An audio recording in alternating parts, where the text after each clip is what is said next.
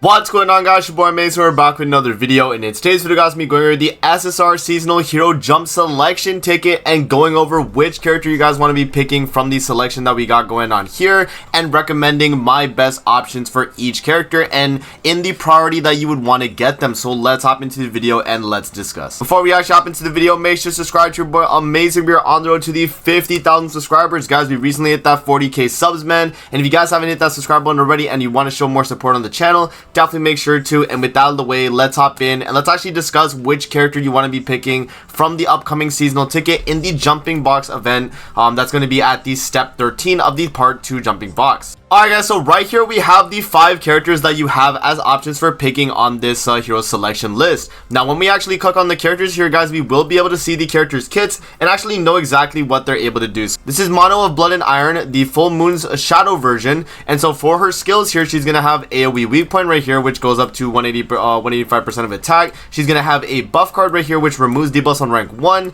On the rank 2, it's actually gonna have a crit chance and critical damage buff, and then the exact same thing as well, but more of an increase on the rank 3. And then moving on to her ultimate here, guys, she's gonna have Secret Technique ultimate, which is pretty much Lost Vein ultimate right there, which is gonna be very strong, obviously, because obviously having the extra cards in hand will mean the more damage you got. And then for her unique as well, she's gonna have Shadow Assault, increases the 7 catastrophes allies basic stats by 6% for each 7 catastrophe ally on the battlefield in PvP, increases the hero's damage dealt by their crit chance at the start of the battle. So yeah, y'all obviously, like, the mono feels a little good in the passive right here because 7 catastrophe basic stats, but the problem is right now, man, there isn't really any 7 catastrophes basic stat characters you're really running on the team, right? The only other 7 catastrophes character that's relevant in the meta right now is Roxy, and other than Roxy, you really don't have too many options you can run with this mono. So it kind of comes down to you running like a mono blue catastrophe team with like Lilia, Roxy, and this Awakened mono. And honestly, you're really not going to be using this team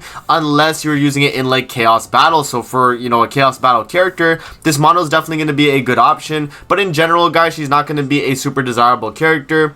One more thing to do mention about her though, guys, is that she is a seasonal character, so she will actually not be rerunning too often in general, and so she's going to be a character you definitely want. And because she's the most recent of these characters in terms of the release dates they came out, she definitely could be the most desirable because of that specifically, right? So that's going to be the mono of Blood and Iron right there, guys. Let's move on to the Summer Diane. Alright, guys, so Summer Diane here is going to be the next character, the Blessing of the Earth Diane Beach Guardian. Now, for the Summer Diane's kit here, guys, let's go over her skills. She has Amplify Single Target, which is going to be extra damage per buff on self right there, which is going to be really good. Moving on to her second skill here, guys, she has Inflicts Power Strike damage equal to 110 all the way up to 275% of attack. Power Strike is additional damage equal to enemy resistance, so the higher the enemy resistance, the more damage we're going to be able to deal. And then for her ultimate here, guys, she's going to increase all allies damage dealt by 7% for 2 turns, and inflicts damage dealt equal to 500% of attack on all enemies, which is going to be a really good way to boost ally damage. Now with her passive here, guys, this is where the Diane becomes a very desirable character for a lot of people if you do not have her, because she's going to be really good across all death matches when running different race characters. So increase allies skill ranks at the start of the allies turn. If allies in deathmatch are all from different races, increasing their basic stats by 30%, and applies debuff immunity for 3 turns. So pretty much how the way it works is it gives the Arthur rank 3 buff, and it instantly gives it to your team as long as you have different race characters, and you'll also get a rank up as well. So this is a very good ability, guys, and is used in a lot of deathmatch related content. Remember that we're going to be getting a Demon King deathmatch around end of year as well, which this could definitely be a very helpful passive right here to be running in that deathmatch because of the different race bonus and getting these these skill rank ups and the basic stat with debuff immunity. So it's obviously going to be really good. So yeah, man, overall, Blessing of the Earth Diane, guys, is one of the characters that I highly recommend you guys pick. I think, in my opinion right now, she's going to be the #1 priority of the characters we've already gone over so far. So yeah, that is going to be the Blessing of the Earth Diane, guys. Let's hop into Melasula here and let's talk about her. Alright, guys, so for Green Melasula here, you guys might think, because of my bias, that I would recommend this character, but Green Melasula is a good character, but not a character that's really going to be too desirable. Now, if we actually go to her skills here, she is going to have Gauge Reduction. It's going to be the 2 depletion at have rank 2, which is not too crazy because you would rather have the 300 one, the 300% of attack and 1 gauge reduction on the rank 2, but it's still a good card, right? She does also have a shield barrier right here, which is going to create a barrier around all allies equal to, what is that, 150, 225, 375, and it can go up to 2 turns. She also is going to have her Lifesteal ultimate where she heals, 100% of the damage dealt. So when she's dealing 560% of attack on one enemy, she's gonna lifesteal 100% of the damage dealt. So for her passive here, guys, she's gonna increase allies' basic stats by 20% of the hero's lifesteal at the start of the battle. So the higher the lifesteal of Malasila, if you can get her lifesteal to 100%, you can actually get a full 20% basic stats for your allies. And then she also does have allies become immune to ignite, and it can go up to 20% for the basic stat amount. So obviously that passive isn't too crazy, and the only real use I've gotten out of Green Malasila as of late has been in Heroes Arena, on like an assault melee team, right? Because she does give 20% extra basic stats, which can be a little bit helpful, especially if you're going to be using her in that. But other than that, man, you really don't have much use for her, so she's not a character that's going to be super desirable. Alright guys, now moving on to the Summer Elizabeth Hawk. Summer Elizabeth Hawk is a very old character at this point in the game, guys, but let's hop in and let's go over her kick here. So she's gonna have the AoE attack right here, which decreases skill ranks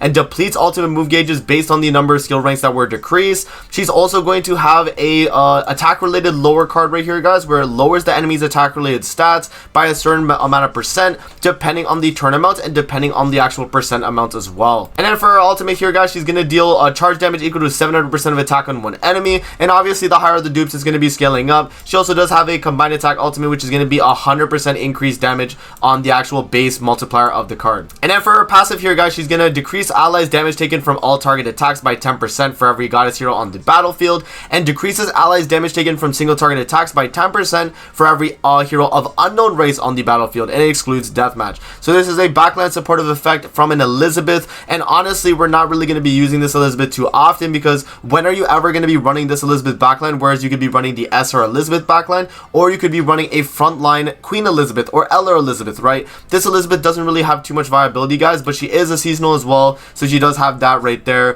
But yeah, that's going to be the Guardian Hawk and Elizabeth. Let's move on to the final character, being the Christmas Elaine. Alright guys, now for Christmas Elaine, for you guys that don't know what she's able to do, the Golden Wings Fairy of Blessing Elaine. For her first skill here, she's gonna have co-destruction damage, which is gonna be 20% increased damage per debuff on the target, and that's gonna scale up obviously to 425% of attack. Elaine's also gonna have a corrosion card here, guys, which inflicts corrosion damage equal to 15% of remaining HP, and then at the rank 3 it's gonna be damage equal to 20% of max HP of all enemies for 3 turns. So it obviously scales up, and that's actually a very good skill for what it is, right? Obviously the corrosion doing its thing. And then for her ultimate, guys, she's gonna be able to deal 420% of attack on all enemies, and releases 100%. Release is gonna deal additional damage using the remaining damage in shock, poison, and bleed debuffs. So you obviously get an increased amount of damage when attacking enemies that have shock, poison, and bleed. And then for her passive here, guys, she's gonna decrease pierce rate, crit chance, and crit damage by 12% for each poison, bleed, shock, or corrosion effect on all enemies, and this excludes deathmatch. Now this character is very old, guys, and is not a character that's super desirable at the moment in the game, so I'm not really gonna be recommending this Elaine too much, and I think she might be the worst of the bunch. Alright guys, so now that we've gone over all the characters here on the hero selection list, who is the one that I recommend you guys actually pick? In terms of the ranking here, guys, this is how I'm gonna rank the characters in priority. So the number 1 priority character is going to be the Blessing of the Earth Diane. If you do not own this Diane character, you definitely want to get her because of the way her passive works and being a very, very strong deathmatch oriented passive. So this is going to be my number 1. My number 2 is actually going to be Blue Awakened Mono. Now I mentioned in earlier in the video that she isn't too crazy, but because she's the most recent character and she's still a fairly relevant character in the Guild Wars side of the game, and she is still really good in Chaos Battle, I'm definitely going to recommend her as the second character you want to be picking up. Alright guys, so for the third character you want to be picking up, it's going to be Malasila of Faith. So you want to definitely be getting the green Malasila because she's going to be really good on Heroes Arena, going second on the assault melee team. But other than that, you're really not going to get too much use out of her, so this would be the character I would pick as the third in priority. And then the last two right here, guys, would go to the Elizabeth Hawk at the number 4 spot, and then the number 5 spot being picking the Golden Wings Elaine. So pretty much that would be my ranking. So number 1 for Diane, number 2 for Mono, number 3 for Melasila, number 4 for the Hawk and Elizabeth, and then number 5 for the Christmas Elaine, guys. That is the priority in terms of if you don't own the character or if you own the characters, who you should be picking up in that order. So I hope you guys do enjoy the video. Don't forget to like, comment, subscribe as always. If you guys want to see more videos like this, definitely let me know in the comment section below, and I'm gonna see you guys in the next video. Peace out and have a great rest of your day, guys. See you later, man.